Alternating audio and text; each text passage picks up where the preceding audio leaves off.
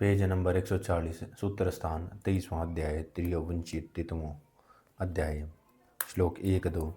इसके आगे कृतकार्य कृताकृत्य विधि साध्य असाध्य विधि नामक अध्याय की व्याख्या करेंगे, जैसा कि भगवान धन्वंतरि ने सुश्रुत के लिए कहा था। श्लोक 3। व्यवस्थ तरुण दृढ़ गूढ़ सिरा संधि वाला सहत शरीर प्राणवान शक्तिशाली और सत्ववान व्यसन में भी न घबराने वाले पुरुष के वर्ण सुगमता से चिकित्सा किए जा सकते हैं। वर्ण पुरुष के सुगमता से चिकित्सा किए जा सकते हैं, अथवा यदि एक पुरुष में ही उपर्युक्त चारों गुण हो और उसके वर्ण अतिशय सुख साध्य हों। इनमें तरुण पुरुषों में धातु के नवीन होने से वर्ण शीघ्र बढ़ते हैं। दृढ़ पुरुषों में मांस के स्थिर एवं बहुत होने से चलाया हुआ शास्त्र शिरा आदि तक नहीं पहुंचता। शक्तिशाली पुरुषों में वेदना अभिघात अथवा आहार के नियमन से ग्लानि उत्पन्न नहीं होती। सत्वशाली पुरुषों में दुस्सह क्रिया कर्मों से पीड़ा नहीं होती, इसलिए इन पुरुषों के वर्ण अति सुख साध्य हैं। ये ही वर्ण श्लोक 4। ये ही वर्ण वृद्ध कृश अल्प प्राण एवं भीरु पुरुषों में विपरीत गुण वाले होने से कृच साध्य हो जाते हैं। एक गुण के अभाव में कृच्छतम साध्य है। श्लोक 5। निम्न गुणों के वर्ण सुखपूर्वक आरोहण हो जाते हैं तथा सिफिक नितंब पायु गुदा प्रजनन गुहा प्रदेश ललाट माथा गंड गंडस्थल ओठ होठ पीठ कान फल कोश अंडकोश उदर जत्रु आंसू आदि संधि वक्ष और मुख के अंदर स्थित वर्ण सुख साध्य हैं। श्लोक 6।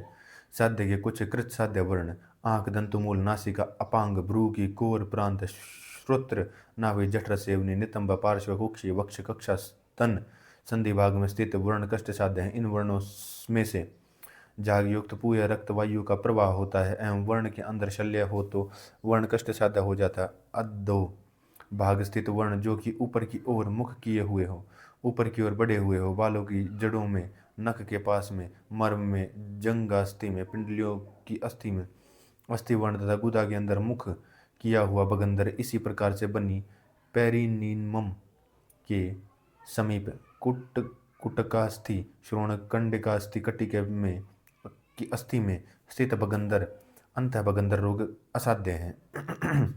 अर्थात वे अंतर्विद्रदि जो नाभि से निचले अवयवों में उत्पन्न हो परंतु मुख मार्ग से बहते हों। श्लोक 7। कुछ रोगियों में दूषी विषयक रोगियों में शोष रोगियों के मधुमेही पुरुषों के जिन पुरुषों के वर्णों में दूसरे वर्ण हो उनके वर्ण कठिनाई से अच्छे होते हैं। श्लोक 8। असाध्य भेद को यप्य कहते हैं।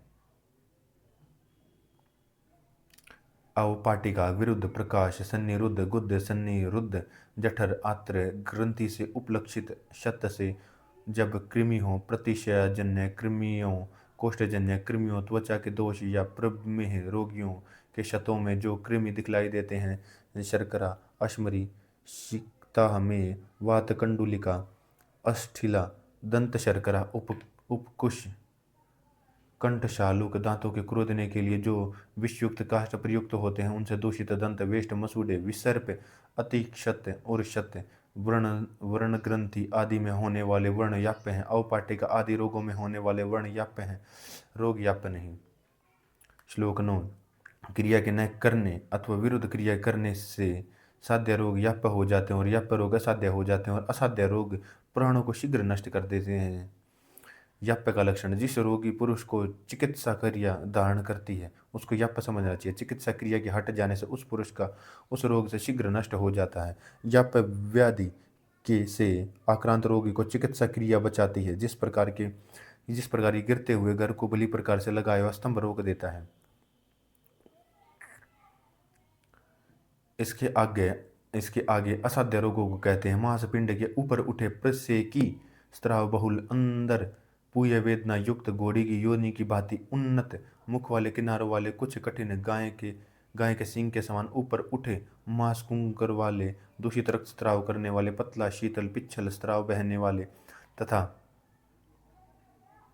अथवा बीच से उन्नत अथवा बीच से अंदर को दबे सन की रुई के समान स्नायुजाल युक्त देखने में बुरे दोष के कारण वसा मेद मज्जा मस्तुलंग मस्तिष्क का द्रव्य भाग का स्राव करने वाले कोष्ठ में स्थित वर्णों में पीला, काला, मूत्र एवं मल मूल वायु स्राव होने से कोष्ठ तिक्त, कोष्ठ स्थिर स्थित वर्णों का मुख दोनों पार्श्वों में ऊपर मुख की ओर नीचे गुदा की ओर हों, पूय रक्त को स्रावित करने वाले और चारों ओर गति वाले सूक्ष्म मुख वाले मांस के समान बुलबुले वाले शिर एवं कंठ में स्थित वर्णों में से शब्द के साथ वायु का स्त्राव, क्षीण मांस वाले पुरुषों में पूय रक्त का स्त्राव होता है और अरुचि, अविपाक, काश, श्वास ये उपद्रव साथ में हो। सिर की खोपड़ी के फटने पर जब मस्तिष्क दिखने लगे तब तीनों दोषों के लक्षण उत्पन्न हो जाएं। काश, श्वास हो तो वर्ण असाध्य समझना चाहिए।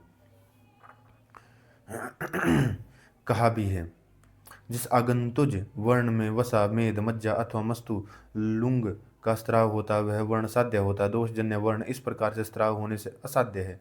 शिरासंधि एवं अस्थि के रहित मर्म रहित प्रदेश में यदि विकार हो तो वह चिकित्सा करने पर भी सब धातुओं में फैलता जाए तो उसको असाध्य समझना चाहिए। श्लोक 14-15।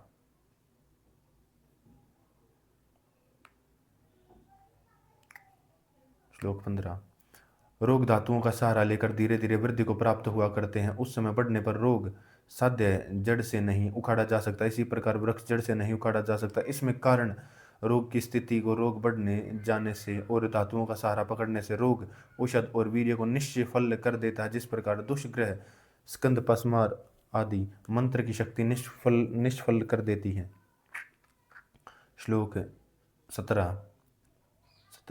जो वर्ण धातुओं में नहीं फैले वह सुख साध्य है, क्योंकि इस वर्ण की जड़ स्थिर नहीं होती। जिस प्रकार की एक छोटा पौधा मूल के स्थिर न होने से सुगमता से उखाड़ा जा सकता है।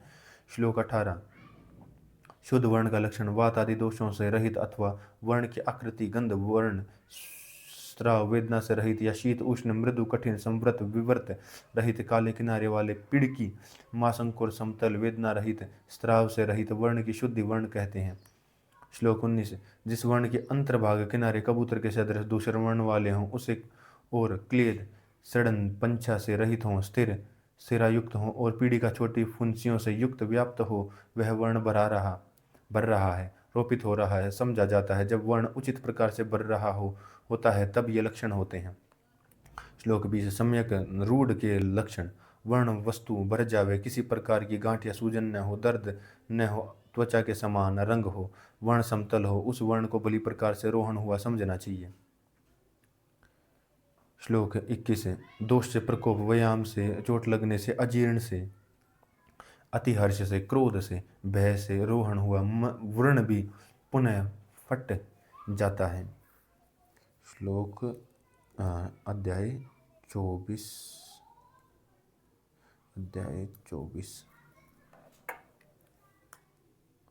श्लोक 1-2। अब इसके आगे व्याधि समुद्देश्य नामक अध्याय की व्याख्या करेंगे। जैसा कि धन्वंतरि ने सुश्रुत के लिए कहा था।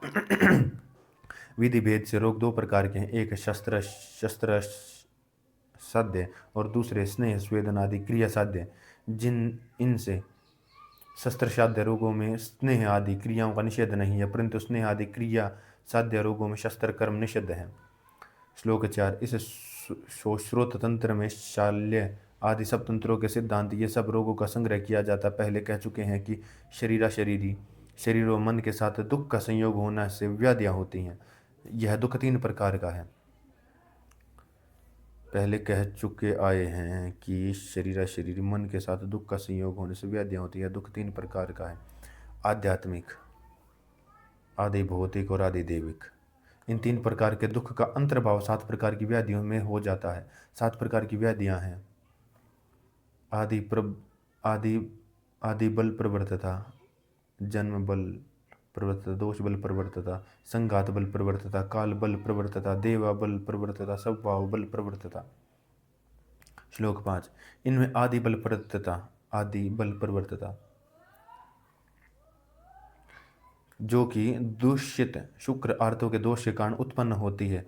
कुष्ठ, अर्श आदि ये भी 2 प्रकार की, एक मातृजन्य दूसरी पितृजन्य। जन्म बला प्रवृत्ता जो कि माता के दूषित आहार विहार के कारण उत्पन्न होती है, तथा पंगुपन, अंधत्व, बाधिरत्व, मुकत्व, मिमिन, वामन, नाटाकद आदि ये भी 2 प्रकार की, एक रसजन्य गर्भणी के आधार से रस उत्पन्न और दूसरी दोहर्द अवस्था में जैसा कि उपचार में उत्पन्न है, दोष बल प्रवर्तता।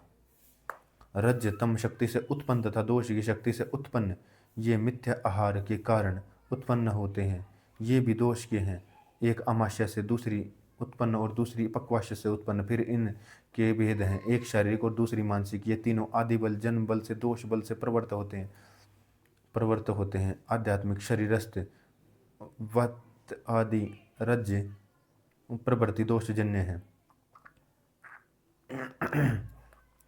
संघात बल प्रवृत्तता प्रहार शक्ति से उत्पन्न ये आगंतुज रोग हैं। दुर्बल पुरुष का बलवान के साथ लड़ाई करना, ये भी दो प्रकार के, एक शस्त्रजन्य दूसरा व्याल सर्पादि से ये आदि भौतिक हैं।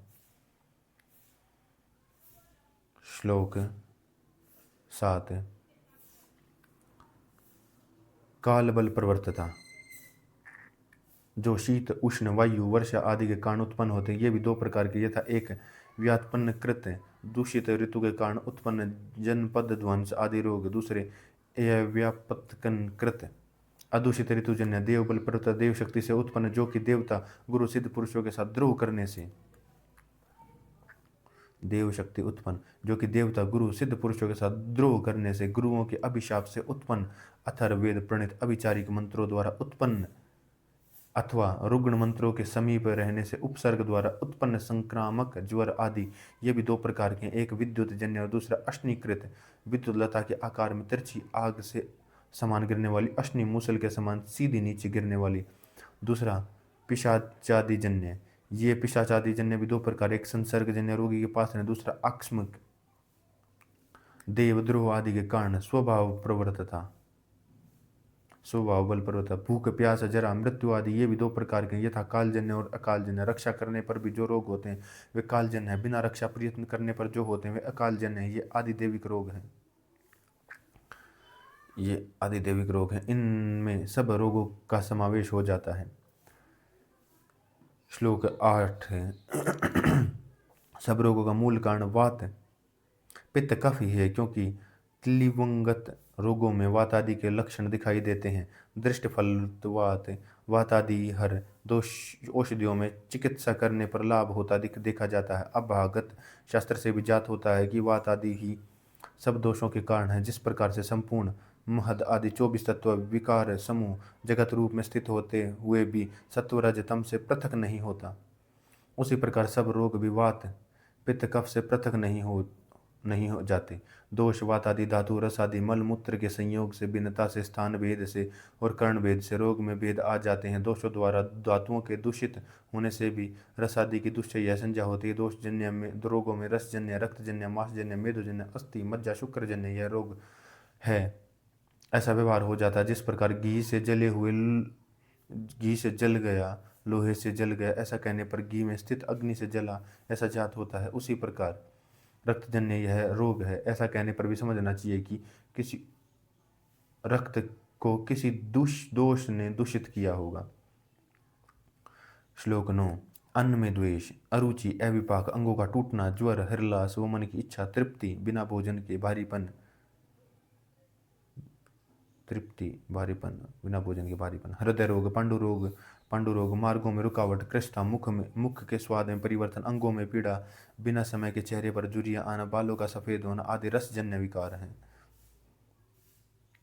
कुष्ठ, विसर्प, पीढ़ी का मशक, नालिका, तिलकालक, नेयज, व्यंग, इंद्रलुप्त, प्लीहा, विद्रदी, गुल्म, वात, रक्त, अर्श, अर्बुद, अंगों का टूटना, रक्त प्रदर, रक्तपित्त आदि रक्त दोष जन्य रोग हैं।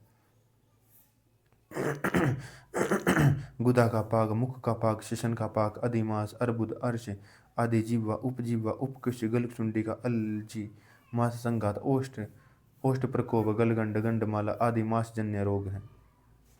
ग्रंथि वृद्धि, गलगंड, मधुजन्य, अर्बुद, ओष्ठ प्रकोप, मधुमेह, अति स्थूलता, अति स्वेद आदि वेद दोष मेदजन्य दोष हैं। अधिक अस्थि, अधिक दंत, अस्थि में पीड़ा, शूल, कुनख आदि अस्थिजन्य दोष हैं। आंखों के सामने अंधेरा आना, मूर्छा आना, मोटी जड़ों वाली फुंसियों को उत्पत्ति, उरु और जीवा का मोटा होना, भारी निद्रा भी ये मेदजन्य दोष हैं। क्लिब्धता, अप्रहर्ष, मैथुन के विषय में अनिच्छा, शुक्रामश्री, शुक्र में है और शुक्र दोष जन्य ये शुक्र दोष से उत्पन्न होते हैं। त्वचा के दोष, कुष्ठ आदि, कान, नासिका, आंख में मल का अवरोध व मलों का अधिक आना अथवा दूषित रूप से बाहर आना, ये मल स्थान दोष जन्य। इंद्रियों की अप्रवृत्ति, अपने कार्य में प्रवृत्त न होना या मिथ्या रूप से प्रवृत्त होना, इंद्रिय स्थान जन्य विकार है। ये सब संक्षेप से कहा जा सकता है, विस्तार से इनके कारणों को प्रत्येक रोग में कहेंगे। श्लोक 10 है। प्रकुपित दोष, जब शरीर में इधर उधर दौड़ने लगते हैं तब उस समय स्त्रोतों के विकार के कारण जिस स्थान पर ये दोष रुक जाते हैं उस स्थान पर रोग उत्पन्न हो जाते हैं। श्लोक 11, यहाँ पर यह बात जाननी चाहिए, क्या वात आदि दोषों का ज्वर आदि रोगों के साथ नित्य संबंध समवाय बना रहता है या नहीं। यदि इनका नित्य संबंध रहता है, जिस प्रकार चंद्रमा और ज्योत्सना का, तो सभी प्राणियों को सदा ही रोगी रहना चाहिए। और यदि इनका परिच्छेद प्रत्यय मानते हो, तो जैसे कि घड़े और कुमार का वस्त्र और जुलाहे को मानते हो, तो वात आदि प्रकृति वाले पुरुषों में ज्वर आदि रोगों का या वात रोग का कोई कारण नहीं दिखता। अन्यत्र वर्तमान भावों के साथ अन्यत्र लक्षण अन्यत्र नहीं होते। इस समय से वात आदि ज्वर आदि के कारण नहीं है, इसलिए जो ऊपर कहा गया वात आदि ज्वर आदि का कारण है, यह ठीक नहीं। इसका उत्तर, ज्वर आदि दोषों का वात आदि परित्याग करके उत्पन्न नहीं होते, न इनका नित्य संबंध है। जिस प्रकार विद्युत अश्नित वायु और वर्षा आकाश के बिना नहीं रह सकती और आकाश के रहने पर भी कभी नहीं भी होते हुए कारणों से उत्पन्न हो जाते हैं। दूसरा उदाहरण, पानी में उत्पन्न होने वाली तरंग एवं बुलबुले न तो सदा उत्पन्न रहते हैं, न सदा ही अनुत्पन्न रहते हैं, कारण से उत्पन्न होते हैं। इसी प्रकार से वात आदि दोषों का ज्वर आदि रोगों के साथ न तो नित्य संश्लेषण संबंध ही है और न ही नित्य प्रकृत्व है। कारण यही है कि इनकी उत्पत्ति हो जाती है। बहुंती छात्र। श्लोक 12, विकार परिणाम रोगों का समुदाय संख्या, इन रोगों की पृथक पृथक संख्या 18, 20 प्रमेह आदि सब प्रकार के व्याधियां, रोग, अज्वर आदि अतिसार विस्तार के उत्तर तंत्र में कहेंगे। 25वां अध्याय।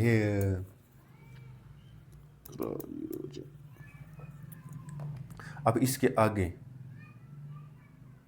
अष्टविध शस्त्रकर्मी अध्याय की व्याख्या करते हैं। जैसा कि भगवान धन्वंतरि ने सुश्रुत के लिए कहा था, चरक में शस्त्रकर्म 6 कहे गए, एक स्थान पर 9 गिने गए हैं। छेदन, भेदन, वेदन, धारण, उल्लेखन, पाटन, प्रस्वन, सीवन, एषण।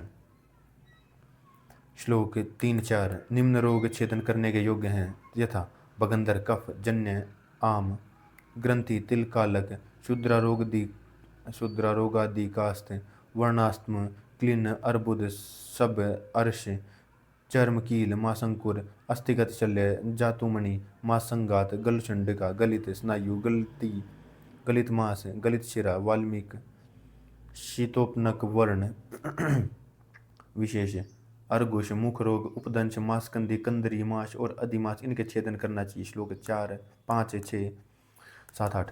निम्न रोगों का भेदन करना चाहिए। सन्निपातिक विद्रधि को छोड़कर शेष सब विद्रधियाँ, वात पित्तजन्य कफ तीनों ग्रंथियाँ, वात पित्त कफ जन्य 3 प्रथम विसर्प सब वृद्धियाँ, विदारिका, प्रमेह, पीड़िका, वर्ण, शोभ, स्तन विद्रधि, अवमंतक, शूक दोष में कुंभिका, अनुशयी, नाड़ी, वर्ण, वृंद, एक बूंद और द्वंद, कंठ रोगों में पुष्करिका, अंजलि प्राय सब शुद्र रोगों, तालु पुपट, दंत पुपट, तुंडी रेकेरी, गिलायु और मुख रोगों में कंठ, शालुक आदि जो रोग पकने वाले हैं, उनकी पंचमान्यावस्था में ही अश्मरी के निकलने के लिए है, वैसे नहीं। बस्तिका और जो मेदोजन्य रोग हैं उनमें वेदन करना चाहिए। श्लोक 9, निम्न रोगों में लेखन करना चाहिए। वात पित्त कफ रक्त जन्य 4 रोहिणी, किलास, उपजीविका, दुष्ट मेद्यजन्य ग्रंथि आदि, देंत वर्द्य, नेत्र ग्रंथि, नेत्रवर्तम आदि जीविका, अर्श, मंडल, कुष्ठ, मांसकंदी और मांस की वृद्धि आदि वर्ण में लेखन करना चाहिए। 10, नाना प्रकार की शिराओं में मूत्र वृद्धि और जलोदर में वेदन करना चाहिए। ऐश्य, नाड्य, शल्य तथा वर्णा उग्रनायु, नाड़ी वर्ण, शल्य वर्णों में ऊपर नीचे तिरछे विभाग वाले जानने वालों में श्लाघा द्वारा ऐषण कार्य करना चाहिए। श्लोक 11, निम्न रोगों में आहारण करना चाहिए तथा 3 शर्कराएं, मूत्र शर्करा, पाद्र शर्करा और दंत शर्करा, दांतों का मेल, दांतों का मेल, कान का मेल, अश्मरी, गुद, मर्म, शल्य, गुदा में संचित मल का आहारण करना चाहिए।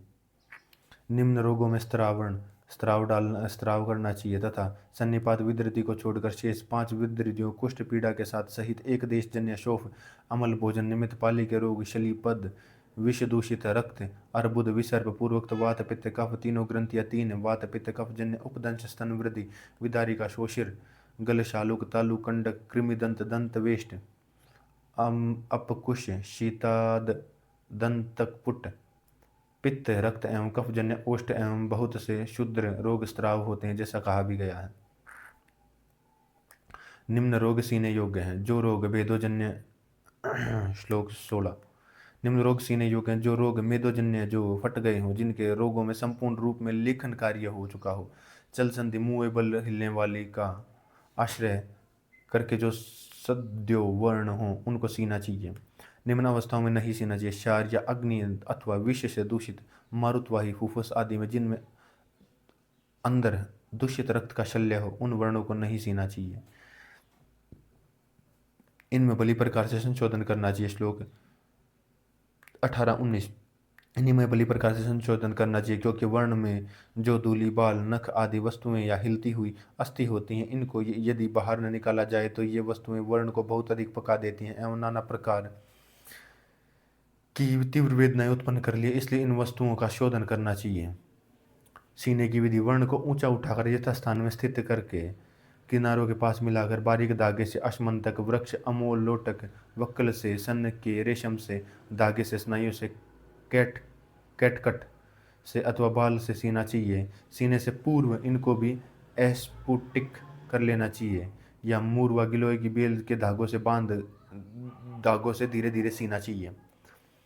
श्लोक 22। सीना 4 प्रकार का है, यथा वेलित, गोफणिका, तनु, सेवनी, रिंजू, ग्रंथि अथवा उचित समझे उसी प्रकार से सीना चाहिए। श्लोक 23, 24, 25। सुई के भेद: सुइयाँ 3 प्रकार की हैं, यथा अल्पमास वाले प्रदेशों में संधियों में सीने के लिए सुई गोल 2 अंगुल लंबी होनी चाहिए। 2 मासल स्थानों के लिए तिकोनी 3 अंगुल की लंबी सुई होनी चाहिए। मर्मस्थल, फलकोश, अंडकोश और उदर पर सीने के लिए धनुष के समान वृक्काकार सुई प्रशस्त है। ये तीनों प्रकार की सुइयाँ आगे से खूब तीक्ष्ण, सुगमता से पकड़ने योग्य होनी चाहिए। मालती पुष्प के समान इनका वृंत तथा अग्रभाग गोल होना चाहिए। सीवन कार्य में सुई के वर्ण मुख से न तो बहुत दूर ही और न बहुत समीप त्वचा में प्रविष्ट करना चाहिए, क्योंकि दूर से प्रविष्ट करने से वर्ण के किनारे में दर्द होगा, पास ही प्रविष्ट करने से वर्ण का किनारा कट जाएगा। विमंत: सूची का अग्र तीक्ष्ण होता है और उसके मूल भाग में धागा डालने के लिए छिद्र होता है। यद्यपि सुइयां पृथक वृंत नहीं होता, परंतु जहाँ से वह पकड़ी जाती है वह भाग वृंत कहलाता है। श्लोक 27-28। सीने के पश्चात कर्म: भली प्रकार से सीने के पश्चात रेशम के वस्त्र से और रुई से ढांप देना चाहिए। इसके ऊपर प्रियंगु, फल प्रियंगु, गवाला, रसांजन, मुलेठी, लौद्र, पठानी, लोथ इनका चूर्ण तत्व अथवा शल की फल बीज चूर्ण की अवस्था में सौम्यदेव रेशम के वस्त्र की राख के वर्ण के चारों ओर प्रतिसारण कर देना चाहिए। इसके पश्चात वर्ण को यथाविधि बांधकर व्रणोपत्सनीय अध्याय में कहे आहार विहार को बता देना चाहिए। यहाँ पर संक्षेप से 8 प्रकार का शस्त्र कर्म कह दिया गया। चिकित्सा में संपूर्ण रूप से इसको विस्तार से कहेंगे। श्लोक 30। 8 प्रकार के कर्मशास्त्र में 4 प्रकार की व्यापद दोष है तथा हीन छेदन आवश्यकता से समछेदन करना चाहिए। अतिरिक्त छेदन, अधिक छेदन, तिर्यक छेदन, तिरछा छेदन और अपने शरीर अंगों का छेदन करना, ये 4 दोष हैं। श्लोक 31। यदि वैद्य अज्ञान के कारण लोभ व अहित की दृष्टि से अथवा वाक योग से यह तो बचा है, इसमें जो मात्र शस्त्र लगना चाहिए, ऐसे वचन से, भय से, शस्त्र क्रम में मोह आ जाने से, किसी अन्य प्रयोजन से व्याग्र होने से, इसी प्रकार के अन्य कारणों से जब वैद्य शस्त्र को बुरी तरह से थोड़ा प्रयोग करता है, तब दोष अवशेष रह जाते हैं। श्लोक 32। जीवन की अभिलाषा रखने वाला रोगी क्षार, शस्त्र, अग्नि अथवा औषध से युक्त विधि रहित अथवा तथा बार बार असफल होने पर भी पुनः प्रयोग करने वाले वैद्य को उग्र विष वाले सर्प के समान समझकर दूर से ही परित्याग कर देवे, अर्थात उसको चिकित्सा न करावे। उक्त अर्थ व्यापदों में यह हीन कर्म की व्यापद करना वर्णन है। अति कर्म में व्यापद का वर्णन है। गात्र छेदन में तिर्यक छेदन का वर्णन है। श्लोक 33। शस्त्र के अति योग होने से मर्म संधि, शिरा स्नायुओं और अस्थि की हानि होती है। मूर्ख वैद्य से प्रयुक्त शस्त्र कभी कभी एक क्षण में पुरुष को प्राणों से पृथक कर देता है। श्लोक 34-35। शस्त्र के अति योग से निम्न लक्षण होते हैं तथा ब्रह्मचक्र आना, प्रलाप, बकवाद, पतन, गिरना, प्रमोह, चित्तनाश, विचेष्टन, हाथ पांव का चलाना, संलयन, सुप्ततावस्था में वे बेमान रहना, उष्ण, शरीर का परिताप, संसर्गता, शरीर की स्थिरता, मूर्छा, ऊर्ध्ववात, श्वास, वातजन्य पूर्वोक्त तीव्र वेदनाएं, मान्य स्तंभ आदि होती हैं। मांस के धोवन के समान रक्त स्रावित होता है। सब इंद्रियां अपने विषयों में निश्चेष्ट हो जाती हैं। ये मर्म संधि, शिरा स्नायु और अस्थि इन पांचों वर्णों के समान लक्षण है। विशेष आगे कहेंगे। मर्म, श्लोक 36। मर्म विद्ध शिराग आदि के लक्षण। शिरा के बिंदने पर वर्ण में बीर बहुटी के समान रंग का बहुत सा रक्त बहता है। नाना प्रकार के रोग, शिरा रोग, अदिमंथ आदि उत्पन्न करते। शिराओं के छिन्न तथा भिन्न होने पर भी ये विकार होते हैं। श्लोक 37। स्नायुओं के विद्ध होने पर मनुष्य कुबड़ा हो जाता है। शरीर के अवयव अपने काम में असमर्थ हो जाते हैं। क्रियाओं में अशक्ति, तीव्र वेदना, वर्ण देर से बढ़ता है। श्लोक 38। संधि के विद्ध होने पर सूजन बहुत बढ़ जाता है। तीव्र वेदना होती है, बल का ह्रास, संधियों के सूजन तथा संधियां टूटती प्रतीत होती है। संधि का कार्य रुक जाता है। ये लक्षण चल संधि, अचल संधि दोनों के शतों के हैं। श्लोक 39। अस्थि के विद्ध होने पर रात दिन तीव्र वेदना रहती है। किसी भी अवस्था में शांति नहीं पड़ती। प्यास, अंगों में पीड़ा, शोथ, रुक्षता, रुक दर्द रहती है। शिर मर्म के विद्ध होने से पूर्वोक्त लक्षण अपने अपने समझने चाहिए। मांस मर्म के पीड़ित होने पर, रोग का स्पर्श जहाँ नष्ट हो जाने पर और मांस का रंग दूसर वर्ण हो जाता है। श्लोक 41।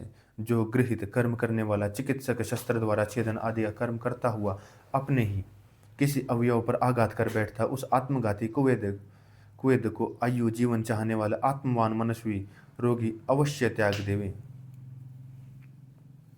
जो गृहित कर्म करने वाला चिकित्सक कर्म करता हो अपने और किसी अवयव पर आघात कर बैठे, उस आत्मघाती कुवैद को जीवन चाहने वाला आत्मवान रोगी अवश्य त्याग दे, उससे चिकित्सा न करावे। शस्त्र के तिर्यक चलाने पर अग्रोपरणीय अध्याय में शिरो स्नायु छेदन आदि दोष उत्पन्न होते हैं, इसलिए दोषों का परिहार करते हुए शस्त्र चलाना चाहिए। श्लोक 43। रोगी मनुष्य माता पिता पुत्र एवं संबंधी जनों को भी शंका की दृष्टि से देखता है, परंतु वैद्य में विश्वास करके अपने शरीर उसे सौंप देता है। किसी प्रकार का उसे संदेह नहीं रहता। शंका की दृष्टि से उसमें वैद्य करके उसे अपने सौंप देता है, उसमें किसी प्रकार का नहीं रहता। श्लोक 44। इसलिए वैद्य को चाहिए कि रोगी को पुत्र के समान रक्षा करे। इसलिए वैद्य को चाहिए कि रोगी के पुत्र के समान रक्षा करे। श्लोक 45। इस रक्षा का फल हितकारी कार्यों को करने से धर्म, अर्थ, कीर्ति, सज्जनों से अत्यंत सत्कार तथा स्वर्ग की प्राप्ति करता है। श्लोक 46। कोई रोग एक छेद या स्नेहन कर्म से सिद्ध होता है, कोई 2 कर्मों से, कोई 3 से, कोई 4 से सफल होता है। षड्विंशतो 26वां अध्याय। इसके अनंतर परनष्ठ शल्य विज्ञानीय नामक अध्याय की व्याख्या करते हैं। जैसा कि भगवान धन्वंतरि ने सुश्रुत के लिए कहा था, जो शल्य दिखता नहीं उसको जानने का उपाय इस अध्याय में उसको। शल और शवल ये 2 धातु शीघ्र गमन अर्थ से प्रयुक्त होते हैं। इनमें पहले से शल्य शब्द बनता है। शल्य 2 प्रकार का है, एक शारीरिक, दूसरा आगंतुक। संपूर्ण शरीर में। श्लोक 5। संपूर्ण शरीर में जिससे पीड़ा होती है वह शल्य और जिसका इस शास्त्र में व्याख्यान है, इसलिए उसको शल्य शास्त्र कहते हैं।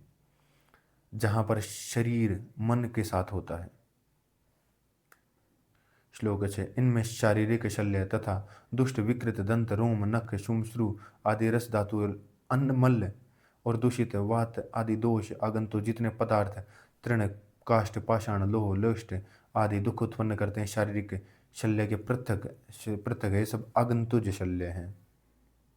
ये सब आगंतुज शल्य हैं। शल्य के प्रसिद्ध भेद। लोह, स्वर्ण, लोह, चांदी, बांस, वृक्ष, तृण, श्रृंग, अस्थि से बने पदार्थों में शल्य शब्द प्रयुक्त होता है।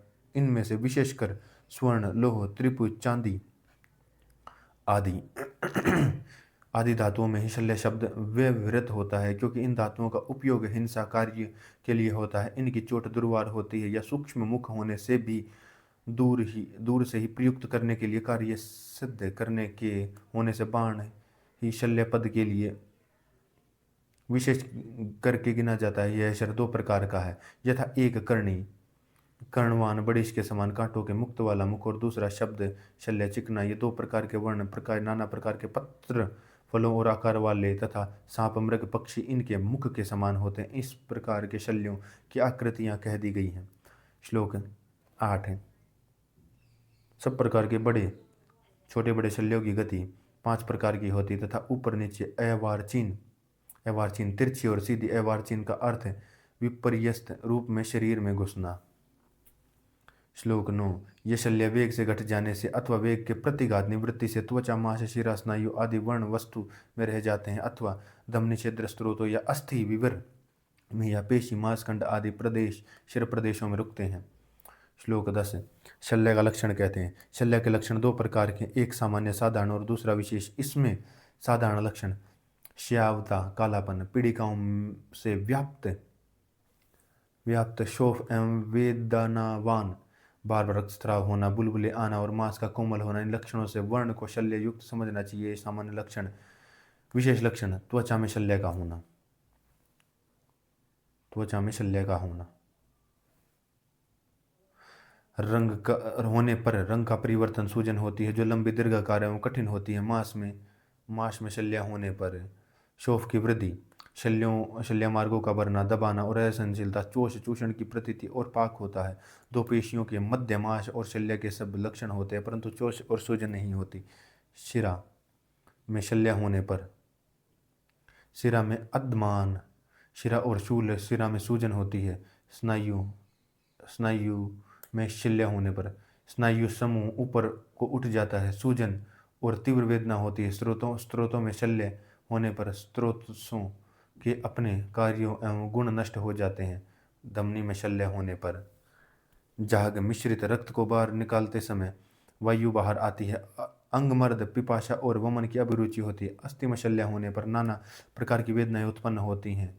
अस्थि छिद्र में शल्य होने पर अस्थि में पूर्णता और अस्थि में पीड़ा होती है, बेचैनी होती है, संकट होता है। संधि में शल्य होने पर अस्थि के समान लक्षण और चेष्टाओं की हानि होती है। कोष्ठ में शल्य होने पर आटोप पीड़ा युक्त वायु विक्षोभ आना, वात मूल अवरोध और वर्ण के मुख से मूत्रमल और आहार आता है।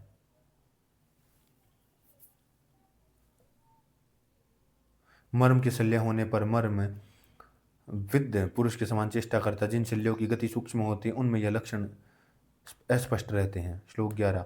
वात आदि दोषों में अदूषित शुद्ध शरीर वाले पुरुषों में रोग के अनुकूल प्रविष्ट हुए छोटे या बड़े सब प्रकार के शल्य युक्त वर्ण भर जाते हैं। खासकर गला, स्त्रोत, सिरा, त्वचा, पेशी तथा अस्थि छिद्रों में प्रविष्ट हुए शल्यों में वर्ण भर जाते हैं, परंतु दोष के प्रकोप से, व्यायाम से, चोट से लगने से, अजीर्ण से शल्यमान होकर शरीर को पुनः पीड़ित करते हैं।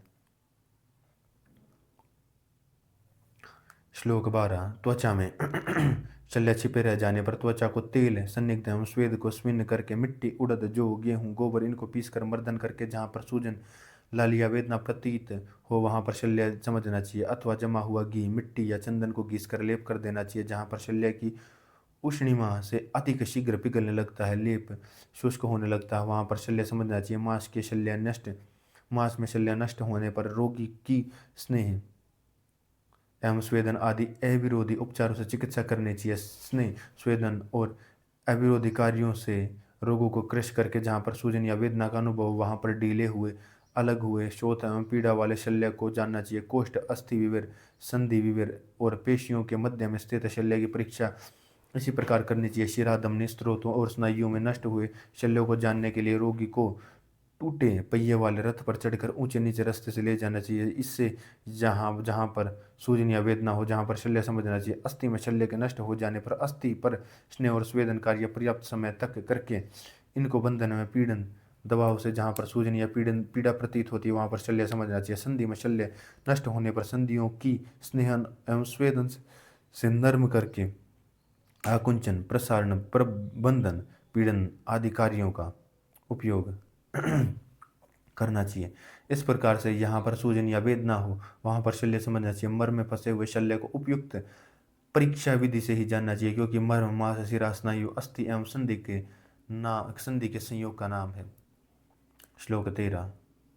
समान विज्ञानीय उपाय। हाथी के ऊपर चढ़ने में, घोड़े की पीठ पर, पहाड़ पर, वृक्ष के ऊपर चढ़ने में, धनुष से तानने में, शीघ्र गमन में, बाहु युद्ध में, रास्ते की यात्रा में, दीवार आदि के लांघने में, नदी के तैरने कूदने, व्यायाम करने, जम्बाई, उद्गार, काश, छींक, थूकने, हंसने, प्राणायाम, वायु, मलमूत्र, शुक्र में के प्रवण में, जहाँ पर वेदना सूजन हो वहाँ पर शल्य को समझना चाहिए। कहा भी गया है, जिस शरीरावयव में सुई के समान चुभने की से व्यथा हो, क्षुब्धता, स्वप्न शून्यता हो, भारीपन प्रतीत होता, रोगी को बार बार दबाता छूता हो, शोथ एवं वेदना हो, और जिस स्थान को दूसरे जन दबाने पर रोगी के उस स्थान की रक्षा करता हो अर्थात दबाने से रोकता या वेदना का अनुभव करता हो, उस शरीरावयव में शल्य समझना चाहिए। श्लोक 16-17। निशल्य के लक्षण। थोड़ी पीड़ा नहीं होती, सूजन भी नहीं होती, किसी प्रकार का उपद्रव नहीं होता, रोगी प्रसन्न चित्त नहीं होता, अंत तक कोमल अनिश्चल और उठा हुआ नहीं होता, ऐसे वर्ण ऐशनी के द्वारा भली प्रकार से देखता हो, अकुंचन प्रसारण आदि चेष्टाओं से परीक्षा करके देश को शल्य रहित समझे। श्लोक 18। अस्थि रूप शल्य अंदर 2-3 भागों में टूट जाता है और शरीर अंदर से क्षीण हो जाता है। श्रृंग एवं लोह धातु का शल्य प्राय कुटिल टेढ़ा हो जाता है। वृक्षजन्य, वेणुजन्य तथा तृणजन्य शल्यों को शरीर आदि से शरीर बाहर निकाला जाए तो मनुष्यों के रक्त एवं मांस को शीघ्र पका देते हैं। स्वर्ण। श्लोक 20। स्वर्ण, चांदी, तांबा, पीतल, शीश, कलई इनके शल्यों बहुत समय तक शरीर में रहने से पित्त अग्नि के ताप से घुल जाते हैं, इसलिए इनके न निकालने से कोई दोष नहीं है। श्लोक 21। खांसी आदि अन्य धातुओं के शल्य भी जो कि स्वभाव से शीतल एवं कोमल है, वे सब शरीर में द्रव रूप होकर धातुओं के साथ मिलकर एक हो जाते हैं, कुछ हानि नहीं करते। विषय मंतव्य। उक्त शल्य पर्याप्त समय पर शरीर में पूर्ण स्वस्थ शरीर में पड़े रह जाने से विलीन हो जाते हैं, परंतु जब तक कि ये शल्य अत्यंत सूक्ष्म होते हैं, अन्यथा अन्य नहीं, जैसे गंधक के योग से अथवा स्वर्ण माक्षिक योग से पुट्ट देने पर स्वर्ण आदि धातु भस्म हो जाते हैं और खाने पर शरीर में विलीन हो जाते हैं, पच जाते हैं, वैसे ही पित्त जिसमें गंधक आदि पदार्थ होते हैं और रस जिसमें लोह आदि होते हैं, उनके संयोग से शारीरिक ऊष्मा की पुट्ट मिल जाने पर विलय के योग्य होकर विलीन हो जाते हैं। यह स्मरणीय और विश्वसनीय है कि जो वस्तु उदर में पित्त प्रभाव से पच सकती है वह शरीर के किस अवयव में पित्त का प्रभाव पड़ने पर पच जाती है और शरीर पर क्रिया भी वैसी ही करती है जैसी उदर के पचने पर काष्ठ एवं मिट्टी उदर में भी नहीं पचते और शल्य रूप भी नहीं पचते। श्लोक 22। विषाण, सींग, दांत, केश, अस्थि, बांस, दारू, काष्ठ, उपल, पाषाण और मृण्य मिट्टी से बने शल्य शरीर में नहीं टूटते, वैसे ही बनते रहते हैं। श्लोक 23। वैद्य 2 प्रकार के करणी और शल्यों को शल्य की 5 प्रकार की गति, ऊपर नीचे, तिरछी, सामने, सीधी एवं त्वचा आदि वर्ण वस्तुओं में शल्य की विविध प्रकार की स्थिति को जानता है। यह वैद्य राजा की चिकित्सा करने के योग्य है। इति सुश्रुत संहिता सूत्रस्थाने प्रनष्ट शल्य विज्ञान्यो नाम षड्विंशतितमो अध्याय।